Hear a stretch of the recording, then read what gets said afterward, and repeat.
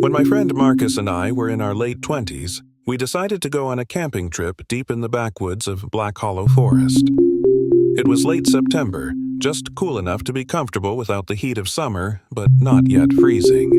Neither of us were seasoned campers, but Marcus had been out a few times before, and I trusted him to handle the setup.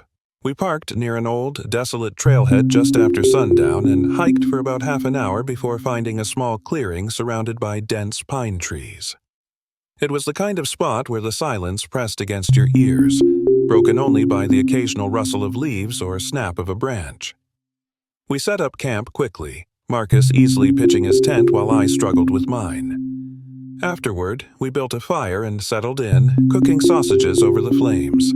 The flickering light danced on the trees around us, making shadows twist and stretch like something alive.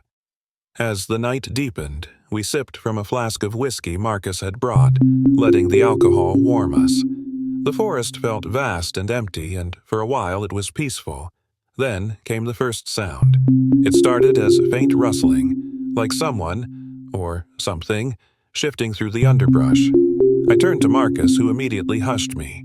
He was staring into the darkness beyond the firelight, his face tense.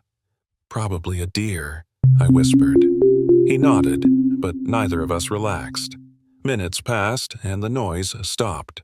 We tried to brush it off and continued talking, though I noticed Marcus glancing toward the tree line every so often. Later, as we were playing cards on a makeshift table, the humming began. It was distant at first, so faint I thought it was my imagination. But then it grew louder, closer. It was a woman's voice, soft but unmistakable, carrying a tune I didn't recognize. I froze, the hairs on my neck standing up. Marcus put his finger to his lips and motioned for me to turn off the lantern. We sat in the dark, listening. The humming stopped abruptly. The silence that followed was worse. Suddenly, a loud snap echoed from the trees behind us. I whipped around, heart pounding.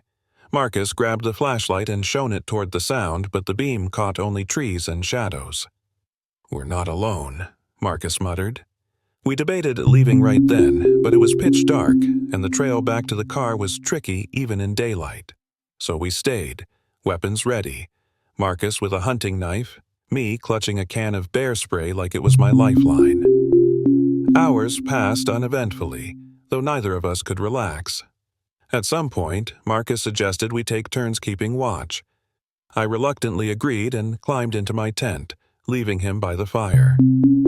I don't know